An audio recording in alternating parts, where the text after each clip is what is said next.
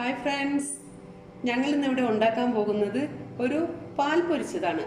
അപ്പോൾ നമുക്ക് നോക്കാം അതെങ്ങനെയാണ് ഉണ്ടാക്കുക എന്നത്.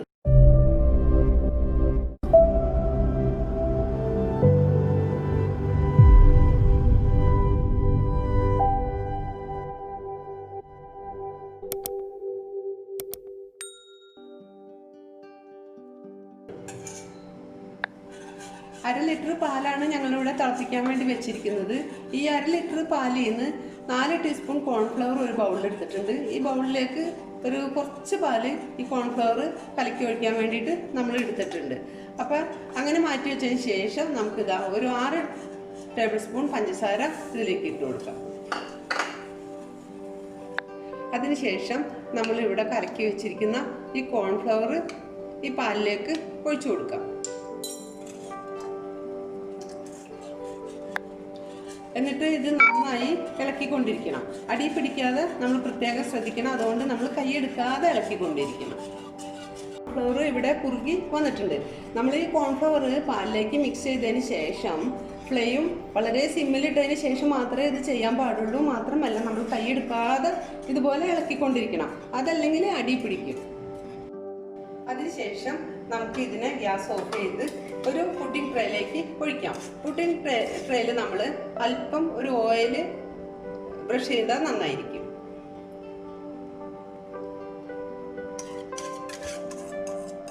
ഇനി ഇത് ചൂടാറിയതിന് ശേഷം നമുക്ക് ഫ്രീസറിൽ വെക്കാവുന്നതാണ്. ഫ്രീസറിൽ വെച്ച് സെറ്റായാൽ മാത്രമേ നമ്മളിത് മുറിക്കുമ്പോൾ പീസ് പീസായിട്ട് കിട്ടുകയുള്ളൂ. അപ്പം നമുക്കിതൊന്ന് ഫ്രീസറിൽ വെക്കാം.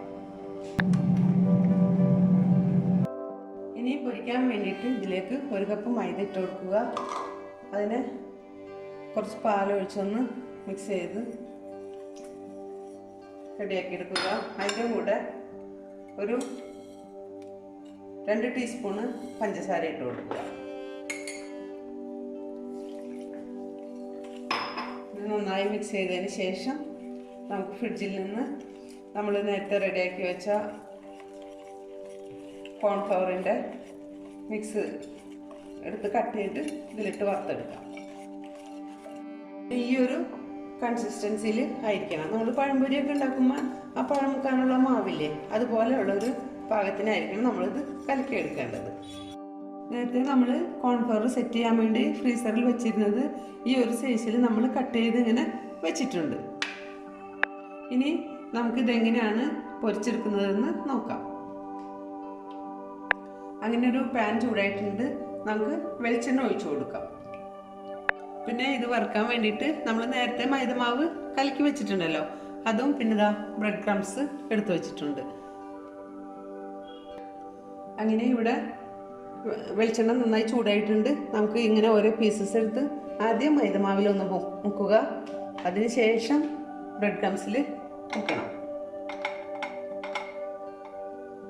അതിനുശേഷം എന്താ വെളിച്ചെണ്ണയിലും ഇതുപോലെ നമുക്ക് എല്ലാം ഇങ്ങനെ വറുത്തെടുക്കാവുന്നതാണ്. ഇത് തീ ഉള്ളിൽ തന്നെ ഇട്ട് മരിച്ചെടുക്കാം കേട്ടോ. 2 സൈഡും തിരിച്ചും വറുത്തെടുക്കാം.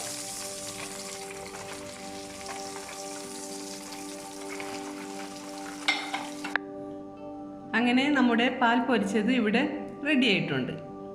കേട്ടോ, ഇത് ഉണ്ടാക്കാൻ വളരെ ഈസിയും സൂപ്പർ ടേസ്റ്റുമാണ്. നിങ്ങളെല്ലാവരും ഒന്ന് ട്രൈ ചെയ്ത് നോക്കണം.